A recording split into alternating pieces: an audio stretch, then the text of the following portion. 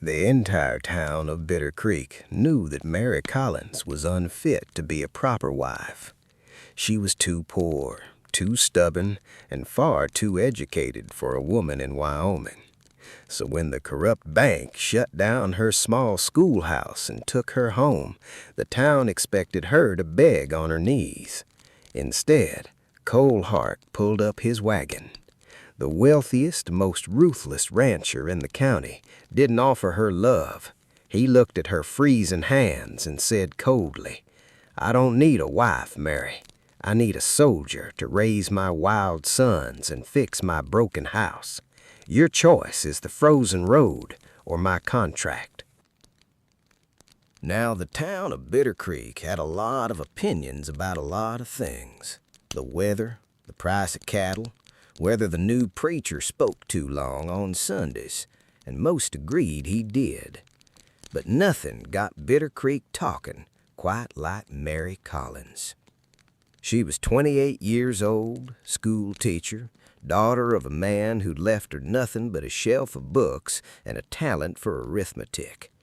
The town had always tolerated her, educated woman, sure, capable, maybe, but too sharp for her own good, too proud to lower her eyes, and too poor to afford either one of those habits. When Harlow Steed's bank called in the note on her schoolhouse, the one her father built, the one she'd taught in for 6 years, nobody in Bitter Creek was surprised. The numbers hadn't worked in years. Steed had smiled when he told her. He always smiled. By the time the lock went on the door, it was November, the kind of November that bites. She was standing in front of that locked door when Cole Hart's wagon came around the corner. Now here's what you need to understand about Cole Hart. The man owned the biggest spread in 3 counties. He hadn't smiled since his wife Sarah died 2 years prior. He had 3 boys who were, well, we'll get to the boys. He spoke maybe 40 words on a good day, and most of those were to his horses. He pulled the wagon to a stop, looked at her hands. They were red from the cold. She hadn't put on gloves, maybe didn't have any worth wearing. He looked at those hands for a long moment. Then he looked at her face. She didn't ask for anything. That was the thing. Most women in her position would have said something, made it easier for everyone. Instead, Mary Collins stood in front of that locked door like she was deciding whether to fight the building itself.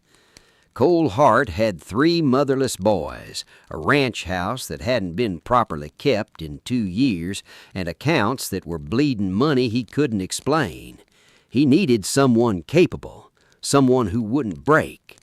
He didn't get down from the wagon, just held the reins and said it plain. She had a choice, the frozen road or his contract. Now you might think she'd refuse, a woman like Mary Collins, proud as she was. She looked at those locked doors one more time, then she climbed up onto that wagon without a word. Cole Hart clicked his tongue at the horses and they rolled north toward Bitter Creek Ranch. Neither one of them spoke for 4 miles. The wind came across the flats like it had a grudge. She didn't know, riding out there in the cold, that those 3 boys had already decided to make her leave. She didn't know that yet. The Hart Ranch sat at the end of a long dirt road that the wind had turned to iron. 3 miles out from Bitter Creek, nothing between it and the sky but dead grass and fence posts. Mary saw it before Cole said a word. A big house, 2 stories. The kind had been built by someone with plans. Those plans had stopped somewhere along the way. A shutter hung loose on the upper window, knocking slow against the siding. The kitchen garden was just a patch of black earth with the dead stalks of something that used to grow there still standing in rows like they hadn't been told to quit. 3 boys stood on that porch. Didn't come down. Just watched the wagon come up the road the way you watch weather roll in. The oldest, Jake, 14, had his arms crossed and his jaw set. He looked at his father first, then at Mary. The look he gave her wasn't angry. It was worse than that.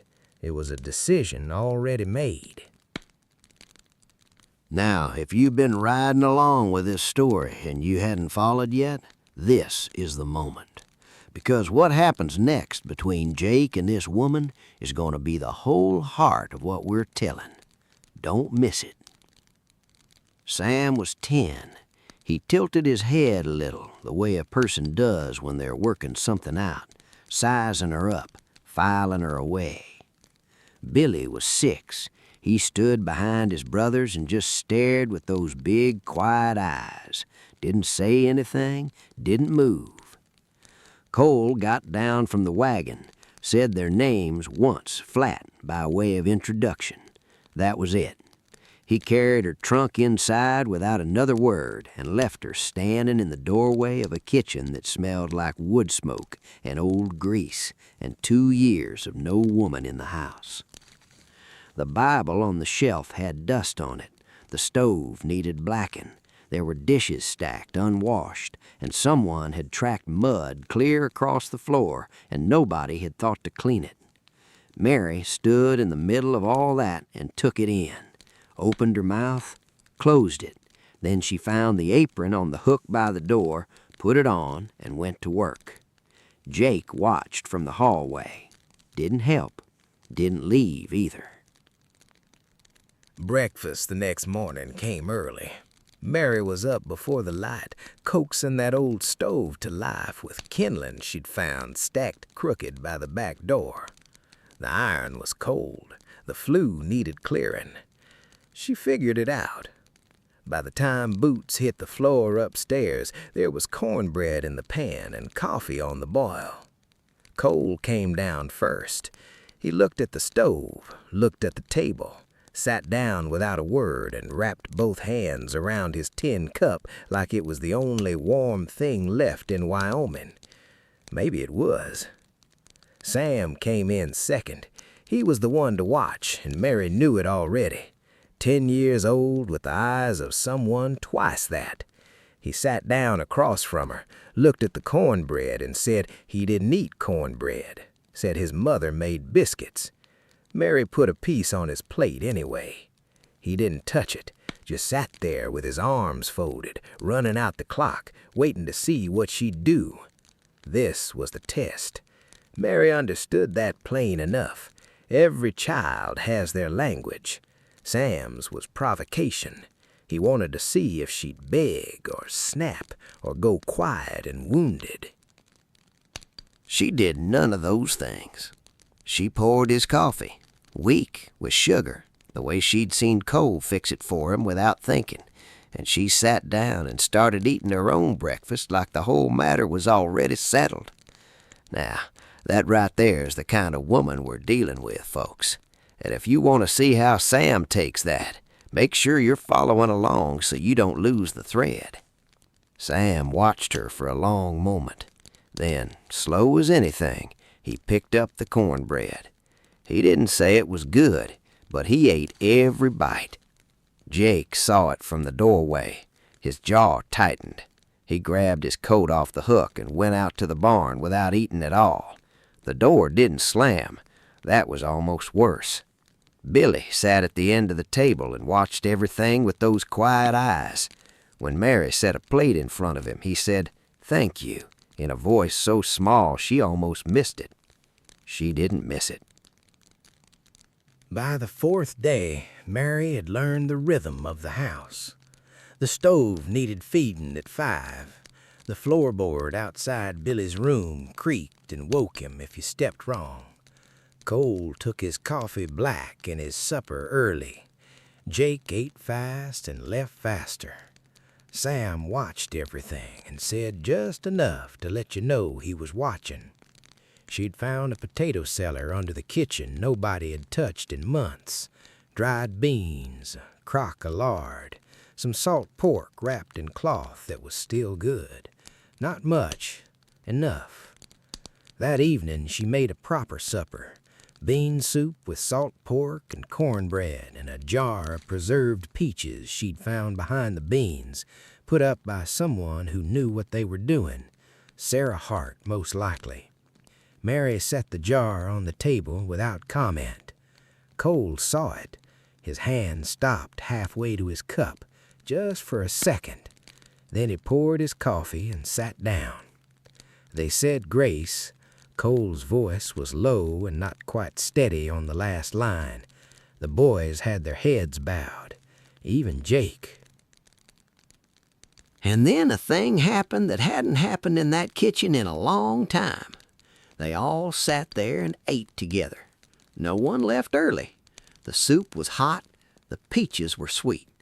The wind knocked at the shutters the way it always did, but inside the lamp was lit, and the stove was ticking warm, and for maybe 20 minutes nobody was angry at anybody. Now don't go thinking that fixed anything. It didn't. But something shifted that night, light as a change in the wind. If you want to feel how fragile it was, stay with us. Follow along so you catch what's coming next. Sam asked for more peaches. Mary gave him the last of the jar.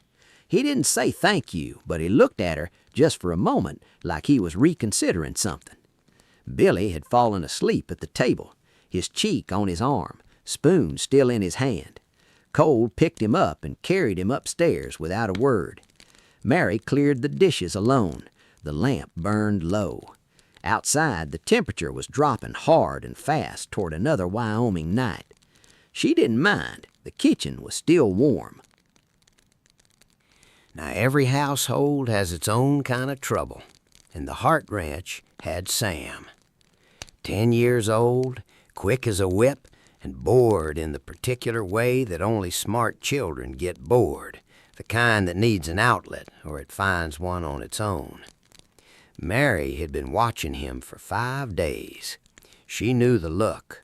She'd taught enough children to recognize a mind that was always 3 steps ahead of the room. What she didn't expect was the snake. It was coiled in her sewing basket, a bull snake, fat and slow and completely harmless, but Mary didn't know that in the first half-second when she lifted the lid and it raised its head and looked at her with those flat yellow eyes. She put the lid back down, calm as you please, stood there a moment with her hand still on the basket. Then she picked the whole thing up, walked to the back door, opened it, set the basket on the porch, and went back to the stove to check on the bread. Sam was in the doorway inside of 30 seconds. He'd been waiting somewhere close. She knew that. His face was doing its best to look innocent, which on Sam was a particular kind of failure. Mary didn't look up from the bread.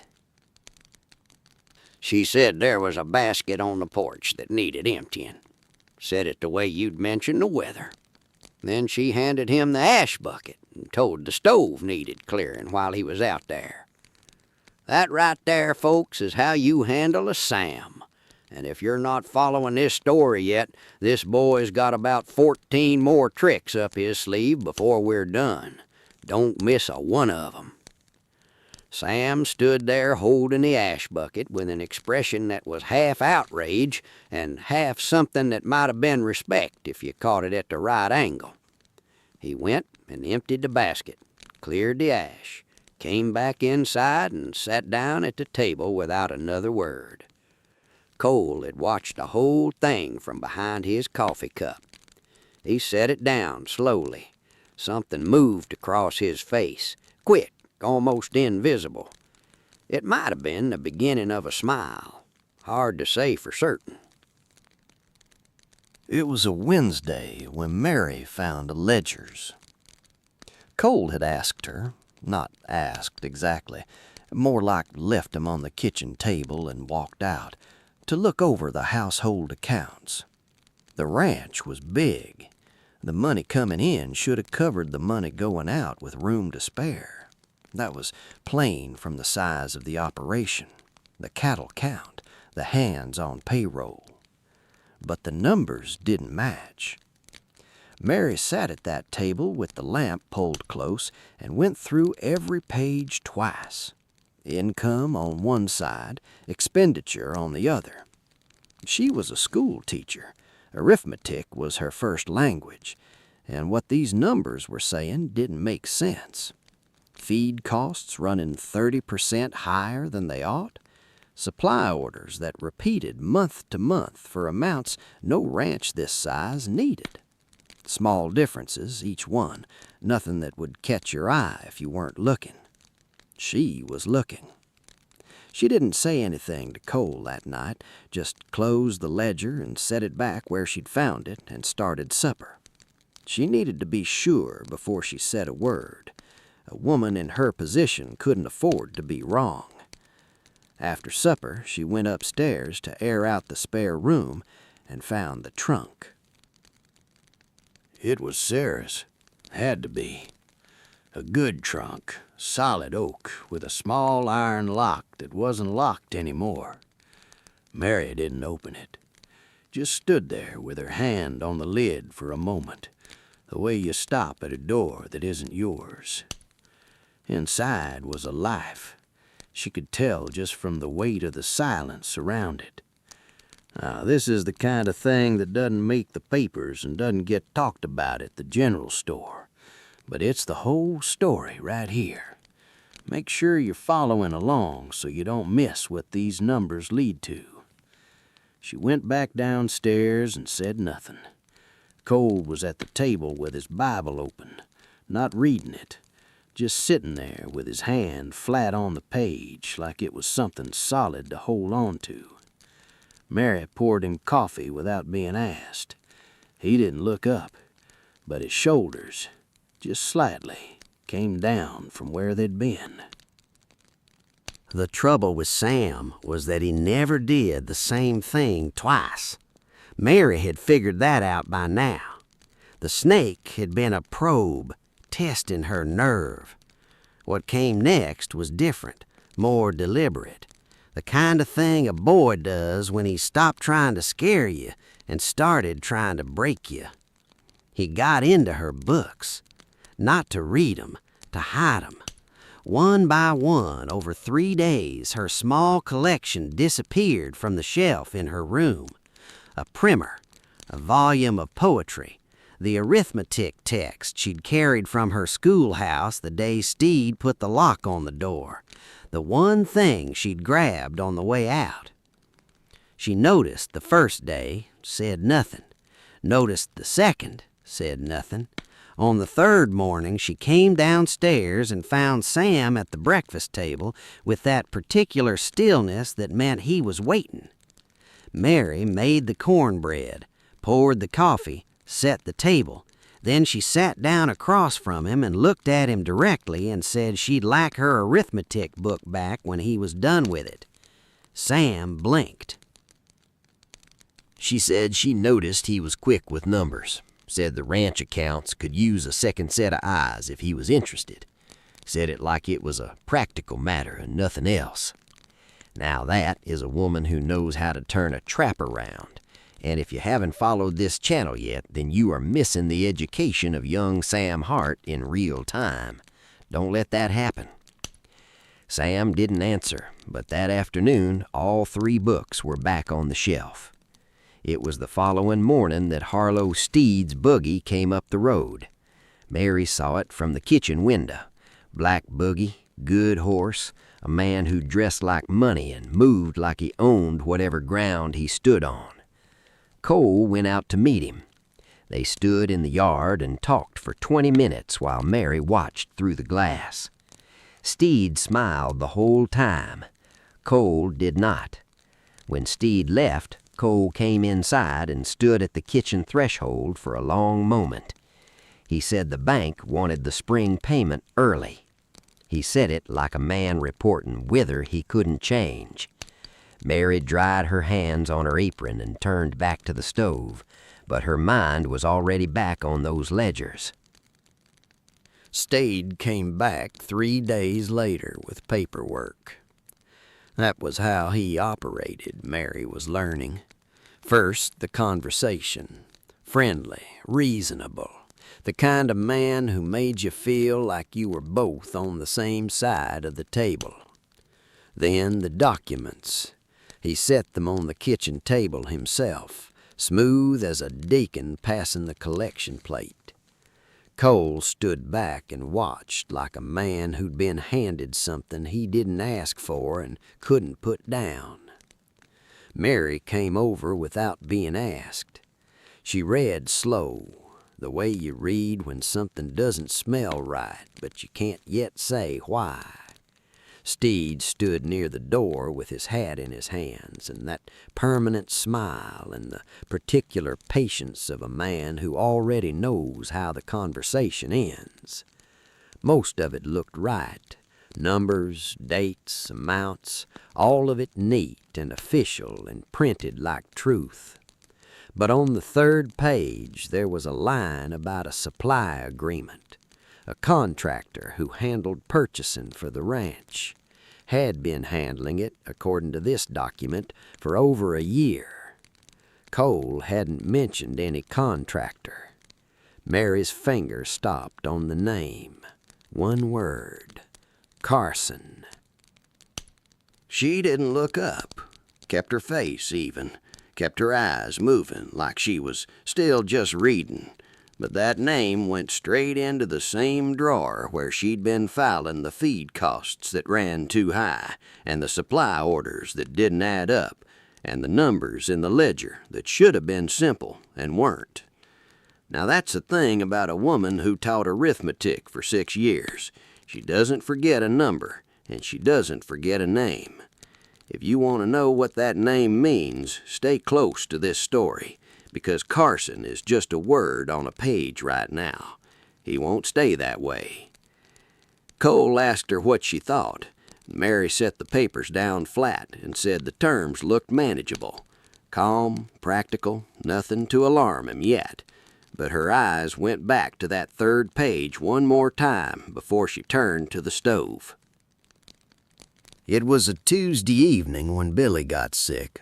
Nothing dramatic about how it started. A cough at supper that Mary noticed and Cole didn't.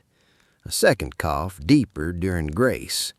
By the time the dishes were cleared, the boy was shivering in his chair with his eyes gone glassy and his small hands wrapped around his tin cup like he was trying to borrow heat from it. Mary put her hand to his forehead.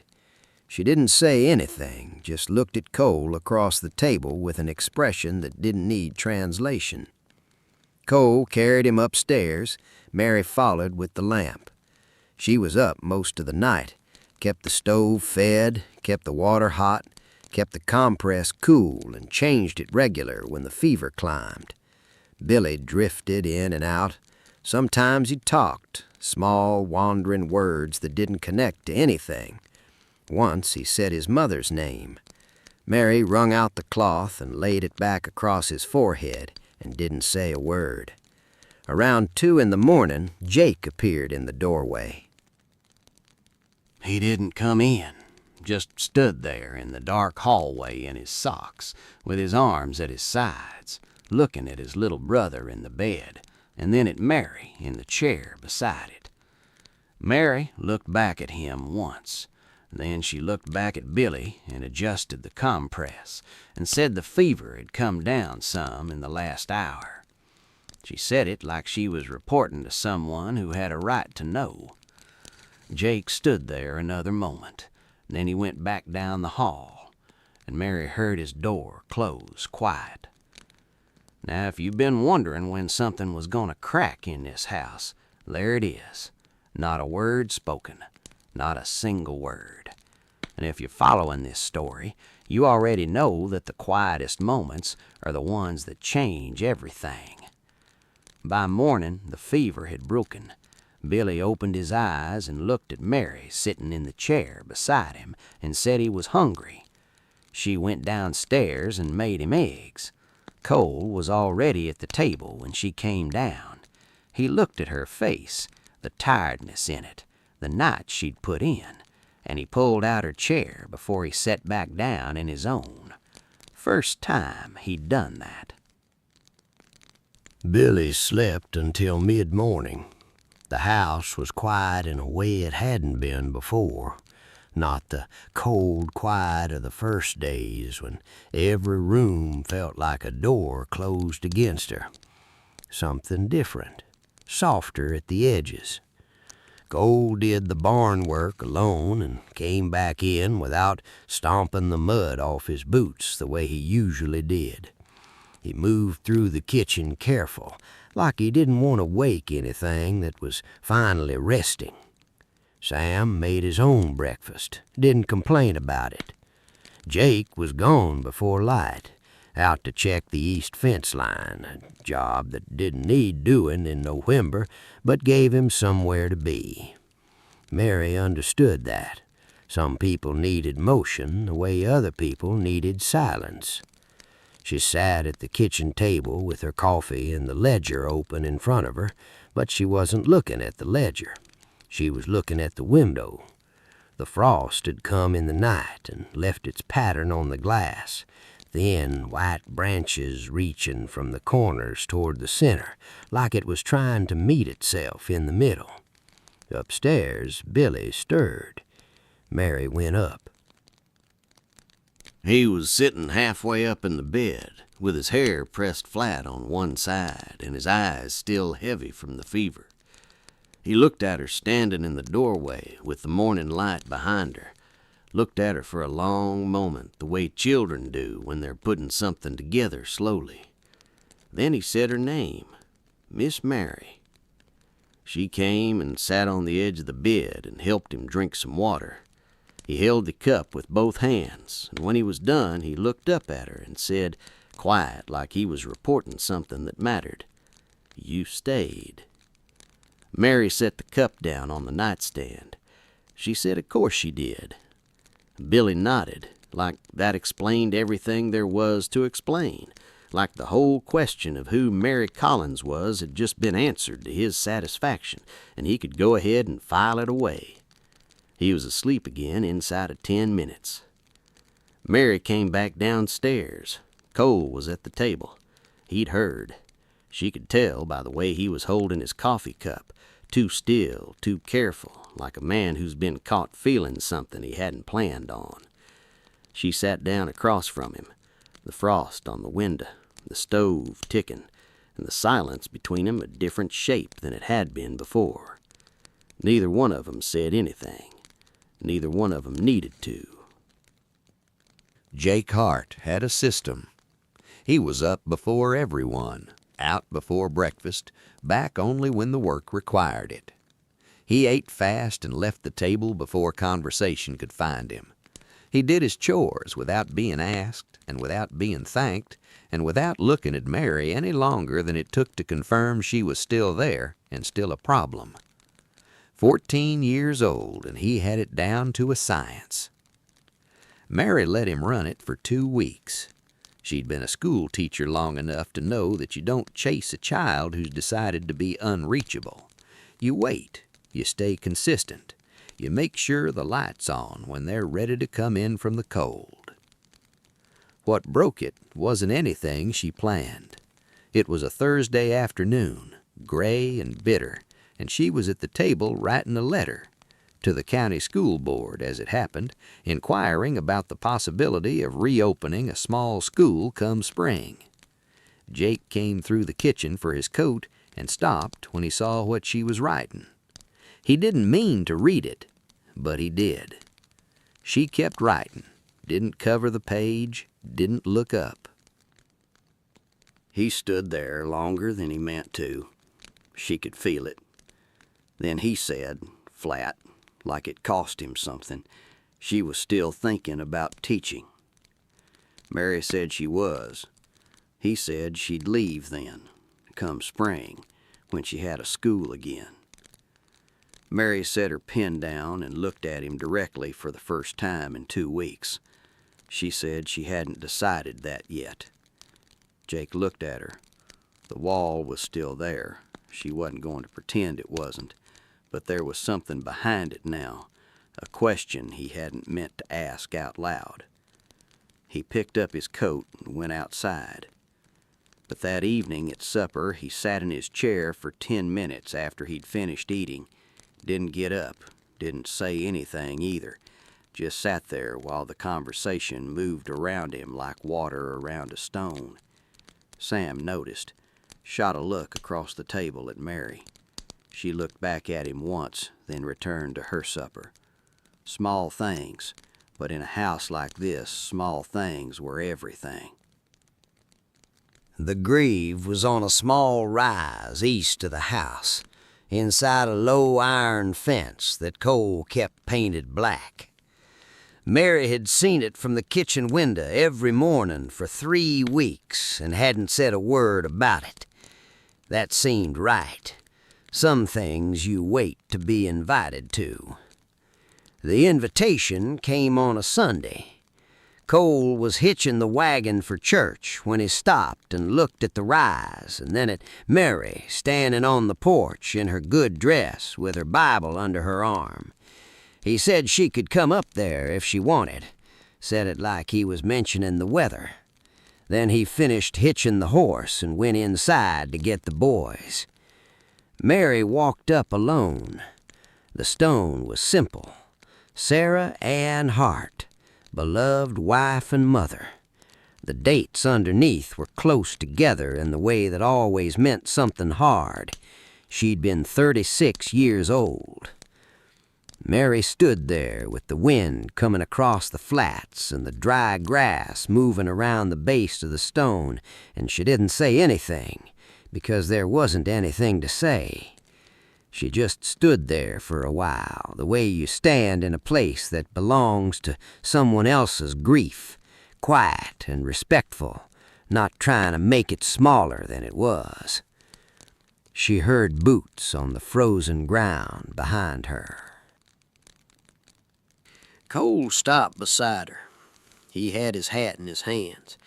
Stood there looking at the stone the way he probably stood there every week, familiar with the pain of it, not done with it yet. After a while, he said Sarah had kept the accounts herself. Said she had a head for numbers. Said the ledgers had gotten away from him after. Mary looked at the stone, said Sarah had done good work. Cole turned his hat in his hands once, said he reckoned Mary had a head for numbers, too. It wasn't a compliment exactly. It was something quieter than that, an acknowledgment. From a man who didn't hand those out easily, it landed with some weight. They walked down to the wagon together. The boys were already loaded, Sam in the middle, Billy pressed against Cole's side, Jake at the far end, looking at the horizon. The preacher that morning spoke on the subject of providence, how it works in ways a person doesn't always recognize until later. Cole stared at his hands the whole sermon. Mary looked straight ahead. It was the feed receipts that finally broke it open. Mary had been quiet about the ledgers for 3 weeks, asking small questions when they came natural, watching what came in and what went out, building a picture the way you build anything in a cold climate, slow and careful, one piece at a time. The feed receipts didn't match the feed. She knew how much hay the Hart Ranch needed for winter. She'd counted the cattle herself walking the fence line with Sam one afternoon under the pretense of checking posts. 70 cattle needed a certain amount of feed. The receipts showed payments for nearly twice that amount, month after month, signed off by the ranch manager, Carson. She said the name out loud that first evening after supper when the boys were upstairs and the kitchen was quiet, just her and Cole and the lamp burning low between 'em. She laid the receipts out flat on the table in 2 rows, the real numbers on the left, the billed numbers on the right. She didn't explain it at length, just pointed to the difference and let the arithmetic speak for itself. Cole looked at the rows of numbers for a long time without speaking. Then he said Carson had been with the ranch for 3 years. Mary said she knew. He said the man had worked for his father before him. Mary said she knew that, too. Cole pushed back from the table and stood at the window with his back to the room. Outside, the dark was complete. Nothing to see but his own reflection in the glass. A man looking at himself, looking at something he didn't want to see. He'd trusted Carson. That was the thing sitting in the room with them now, bigger than the receipts, bigger than the numbers. He'd been bleeding money for 2 years and blaming himself for it, and the whole time there'd been a hand in his pocket he hadn't known about. Now here's where most men would have gone straight for their coat and their horse and handled it the frontier way, and nobody in Bitter Creek would have blamed Cole Hart one bit. Mary put her hand flat on the receipts and said they'd needed a lawyer first, said the documents were evidence, said if they moved wrong they'd lose everything they had on him. Cole turned from the window. He looked at her for a long moment, this woman at his kitchen table with his ledgers spread out in front of her, who had come here on a contract and stayed through a sick child and a cold house and 3 boys who hadn't made it easy. He pulled his chair back out and sat down, said, "What do we do first?" Jake was gone before anyone woke up. His bed was made. That was the thing that stopped Mary in the doorway when she went to call him for breakfast. A 14-year-old boy who'd never once made his bed in the 3 weeks she'd been here. The blanket pulled flat, the pillow straight, like he'd done it deliberate, like he'd wanted to leave something tidy behind. Cole found the note on the barn door. 2 lines. He'd gone to the river. He'd be back when he was ready. The handwriting was careful in the way that meant it had been written more than once before he was satisfied with it. Cole stood in the barn doorway reading it twice. Then he folded it and put it in his shirt pocket and went back to his morning work without a word. Mary watched him from the kitchen window and understood. You don't chase Jake. Cole knew that the same way she did. The day moved slow. Sam was quiet in a way he never was. No traps, no angles, no watching. Just a 10-year-old boy sitting at the table after breakfast pushing a biscuit around his plate. Billy stayed close to Mary all morning, helped her fold the laundry without being asked, handing her each piece careful and serious, like it was important work. It was important work. He seemed to understand that. By afternoon, the sky had dropped low and gray, and the temperature with it. Mary put extra wood by the door, set a plate aside for Jake, and covered it with a cloth, and left it on the back of the stove where it would stay warm. Cole came in at dusk, looked at the covered plate, didn't say anything. He went to the window and stood there, watching the tree line go dark against the sky. His hand came up slow and rested flat against the glass, the cold coming through it. Billy came and stood beside him, slipped his hand into his father's without looking up. They stood there together at the window. The river was 3 miles out. The temperature was still dropping. The covered plate sat warm on the back of the stove. He came back after dark. Mary heard the door first, then boots on the kitchen floor. Heavier than usual. The walk of someone who's been outside too long and is carrying more than cold. She stayed in the sitting room. This wasn't hers to be in the middle of. Cole was at the table. He'd been there an hour, not reading, not doing anything, just sitting with his coffee gone cold in front of him. When Jake came through the door, he looked up once and then looked back at the table, gave the boy room to come in on his own terms. Jake hung his coat, stood at the basin and washed his hands. The pump handle creaked in the quiet. He dried his hands on the cloth by the basin and then stood there a moment with his back still to the room. Then he sat down across from his father. Cole waited. Jake said he wasn't angry at Mary. Said it to the table, not to his father's face, but he said it. Said he knew she hadn't done anything wrong. Said the problem was that every time he looked at her standing in that kitchen, he saw the empty place where his mother used to be, and he couldn't make those two things sit next to each other without it feeling like a betrayal. Cole was quiet for a long time after that. Then he said he understood that. Said some days he couldn't make them sit next to each other either. Jake looked up. Cole said Sarah was gone, and that was a fact that didn't change and didn't get easier. Said he couldn't fix that for Jake, and he wasn't going to pretend otherwise. But he said Mary had sat up all night with Billy when the fever came, and she hadn't asked for any credit for it, and she hadn't complained, and she hadn't left. He said that counted for something. Jake looked at his hands on the table.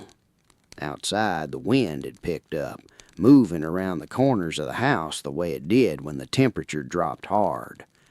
He said he knew it counted. That was all. No resolution wrapped up neat, no forgiveness declared out loud. Just a father and his oldest son sitting at a kitchen table in Wyoming in the dead of winter, telling each other the truth for the first time in 2 years. Mary sat in the next room and listened to the wind.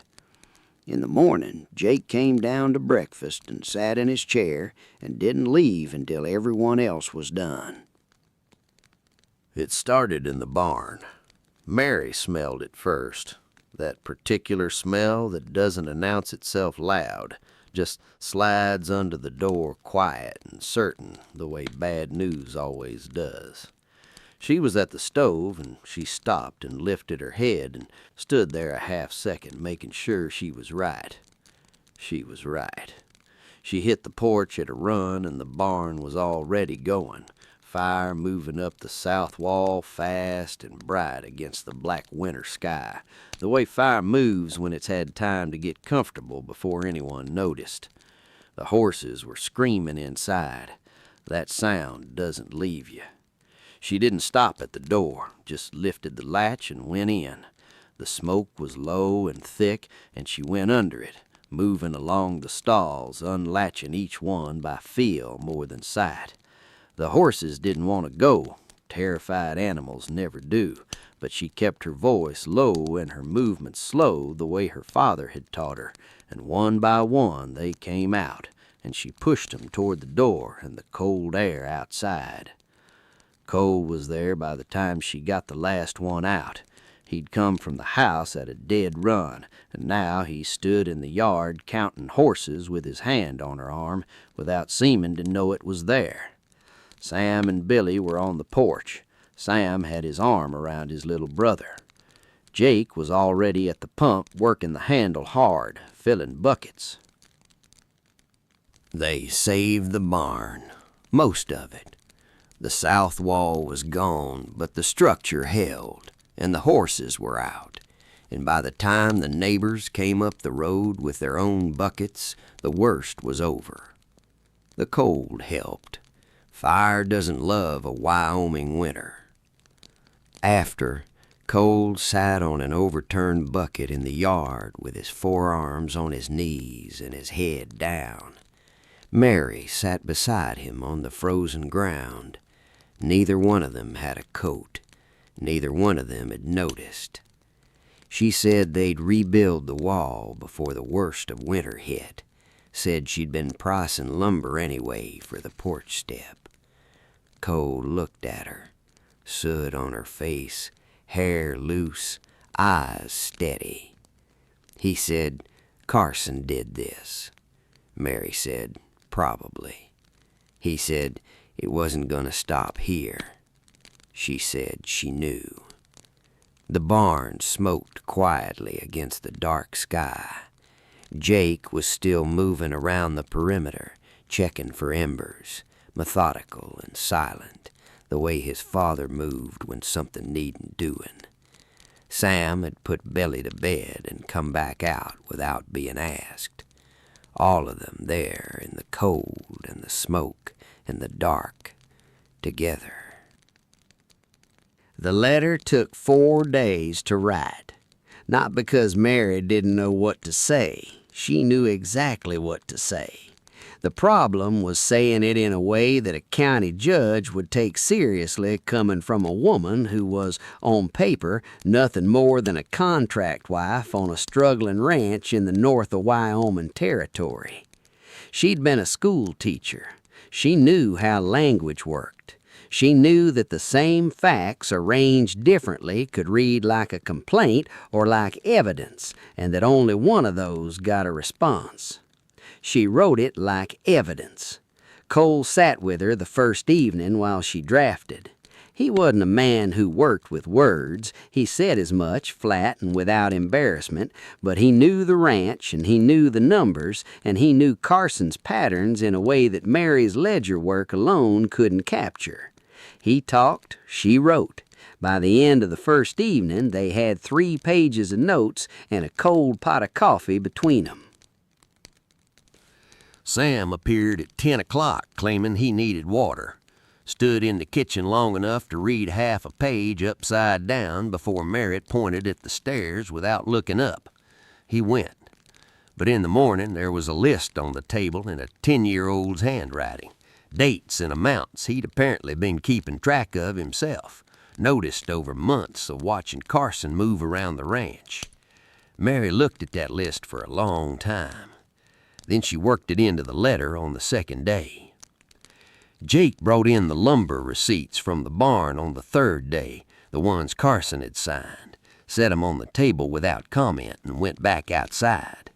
Mary added those too. Now that right there is what this family had become without anyone declaring it out loud. And if you've been with this story since that frozen road outside the schoolhouse, you know exactly how long that took and what it cost every single one of 'em. On the 4th day, Mary wrote the final version. Clean, precise, every fact sourced and dated. She read it aloud at supper. Cole listened with his eyes on the table. Sam listened with his chin in his hand. Billy fell asleep before the second page. Jake listened from the doorway.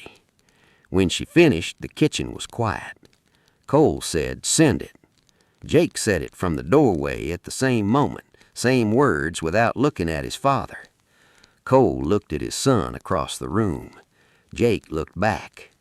Mary folded the letter and sealed it and set it by the door for morning. The county courthouse was a single room above the land office, with 4 wooden benches and a stove that smoked when the wind came from the north. It smoked that morning. Half of Bitter Creek showed up. That was the thing about a small town.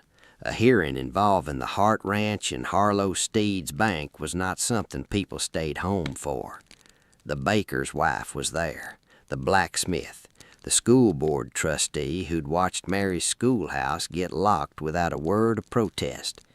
They filled the benches and stood along the back wall and talked in low voices until the judge came in, and they stopped.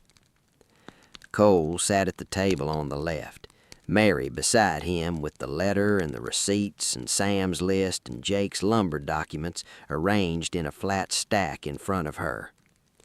Steed sat on the right, with a lawyer from Cheyenne in a good coat who looked at Mary the way men from Cheyenne sometimes looked at women who presumed to organize paperwork. He stopped looking at her that way about 20 minutes in. Mary presented the evidence the way she'd written the letter, clean and precise and in order, each document handed to the judge with the relevant figures already marked. The feed receipts, the supply orders, the contractor agreement Steed himself had included in his own documents, the one with Carson's name on it, the one that tied the overcharges directly to a man who'd been stealing from the Hart Ranch for 3 years with the quiet cooperation of the bank that was now trying to collect on debts those thefts had created. The judge asked questions. Mary answered them. Cole answered too. Jake, sitting in the front bench because Mary had asked him to and he had come, answered one question about the lumber receipts in a voice that was steady and clear and didn't waver once. Nobody in Bitter Creek had expected that, least of all Steed. The lawyer from Cheyenne leaned over and said something quiet to Steed. Steed's smile didn't move, but it stopped reaching his eyes. The judge called a recess. He came back in 20 minutes and ruled that the repayment schedule was to be suspended pending a full investigation into Carson's accounts. He said the evidence presented was thorough. He looked at Mary when he said thorough. The baker's wife started talking before they were out the door. Cole put his hat on outside and stood in the cold for a moment, looking at nothing in particular. Mary stood beside him. The sky was high and pale, and the air had that particular clarity that comes after a hard freeze. He said she'd done that. Mary said they'd done it. Cole looked at her. Then he looked at Jake, sitting in the front bench with his hands in his pockets, looking out at the street. He said, "Reckon so." They got home after dark. The boys went upstairs without being asked. Sam didn't linger. Billy was asleep on Cole's shoulder before they reached the top of the stairs. Jake went to his room and closed the door quiet. Not the way he used to close it. Not a statement. Just a door closing at the end of a long day. Cole came back down. Mary was at the fireplace. She'd built the fire up while he was putting Billy to bed, and now she was sitting in the chair closest to it with her shoes off and her feet tucked under her and the ledger open in her lap, though she wasn't looking at it. The fire was the only light in the room. Outside, the wind had gone still for once.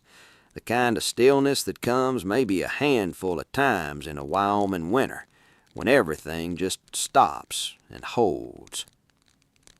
Cole stood in the doorway for a moment. Then he came in and sat in the other chair, the one that had been Sarah's. He sat in it the way he always did, careful, like he was still asking permission, but he sat in it.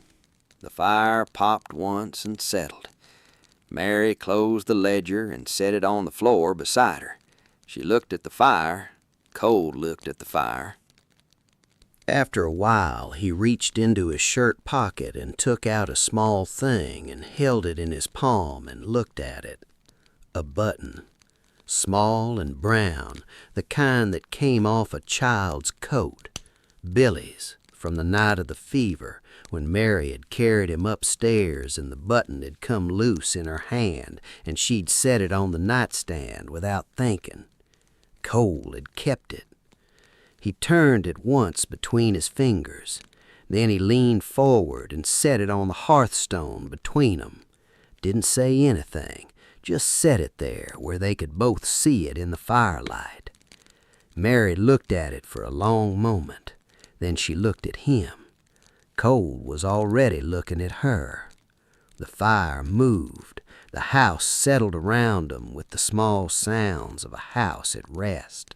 The tick of the stove cooling in the kitchen, the creak of a board upstairs, and the wind starting again, soft and far away. He reached into his pocket one more time. The contract, folded, worn at the creases from where he'd carried it.